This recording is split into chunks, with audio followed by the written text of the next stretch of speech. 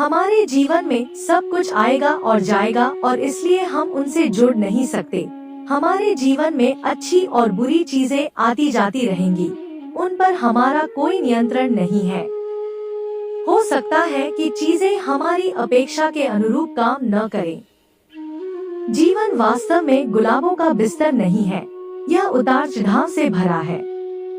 यह गुलाब के साथ साथ कांटों का भी मिश्रण है। सही दृष्टिकोण से हम सभी जीवन में सभी प्रतिकूल चीजों से निपट सकते हैं। भगवान कृष्ण ने संपूर्ण भगवत गीता में मन और विचारों को अत्यधिक महत्व दिया है। भगवान कृष्ण के अनुसार पहला कदम स्पष्ट, शांत और एकत्रित दिमाग विकसित करके किसी भी स्थिति पर स्पष्टता हासिल करना है। एक तरीका है आत्मनिरीक्षण, दूसरा तरीका है अपने आप को उस स्थिति से दूर करना, शारीरिक रूप से नहीं बल्कि मानसिक रूप से, जहां आप इसे एक बाहरी व्यक्ति के रूप में देखते हैं और इसके बारे में विहंगम दृष्टि रखते हैं। हम हमेशा काम पर या घर पर हमारे साथ घटित हुई किसी भी चीज को दोबारा देख सकते हैं और कल्पना कर सकते हैं कि अगर हमने कुछ चीजों को जो घटित हुआ उससे बिल्कुल अलग तरीके से किया होता तो क्या होता। इस तरह जो कुछ हुआ उसके बारे में विलाप करने के बजाय हम जो हुआ उस पर नियंत्रण रखेंगे और भविष्य की घटनाओं पर भी नियंत्रण रखेंगे। भगवान कृष्ण की सलाह है निष्काम कर्म, बिना किसी पुरस्कार की अपेक्षा किए कर्म करना। हमारे अधिकांश निर्णय मैं और मेरा पर आधारित होते हैं और हम प्रभावित होते हैं क्योंकि हम उनके परिणामों और परिणामों के बारे में सोचते हैं। अहंकार या अहम भाव हमारे जीवन में सबसे बड़ी बाधा है। जब भी हम निस्वार्थ विचारों और कार्यों में संलग्न होते हैं जो दूसरों के कल्याण में योगदान करते हैं, तो हम मन की उच्च अवस्था में प्रवेश करेंगे और हम यह देखकर आश्चर्यचकित होंगे कि हमारी परियोजनाओं में बिल्कुल अजनबी भी हमारी मदद कर रहे हैं।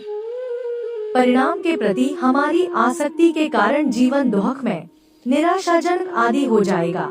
जब हम अपने आप को परिणाम से मुक्त कर लेंगे और इसके बजाय निस्वार्थ कार्यों पर ध्यान केंद्रित करेंगे, तो हम बहुत खुश होंगे।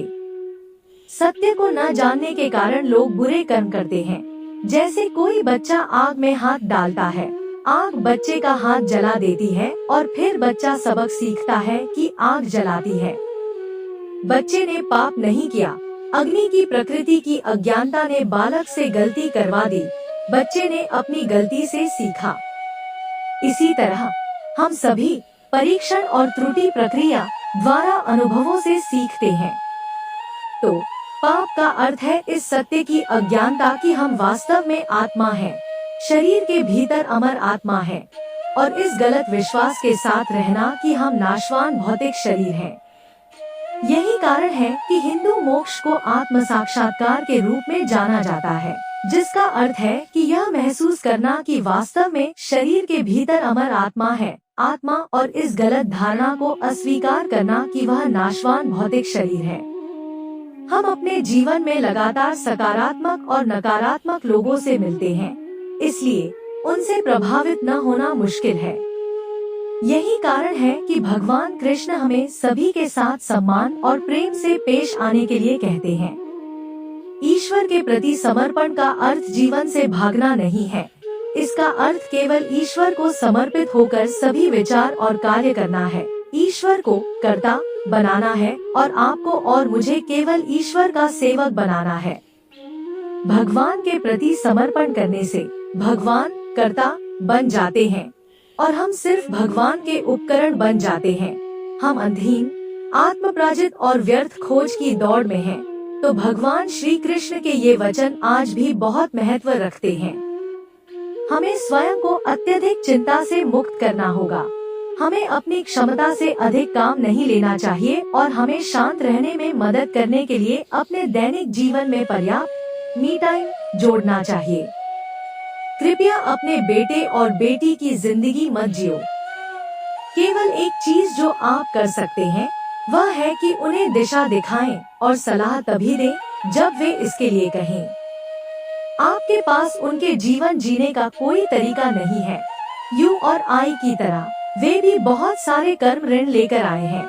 और उन्हें अपने व्यक्तिगत तरीकों से उनसे निपटना होगा।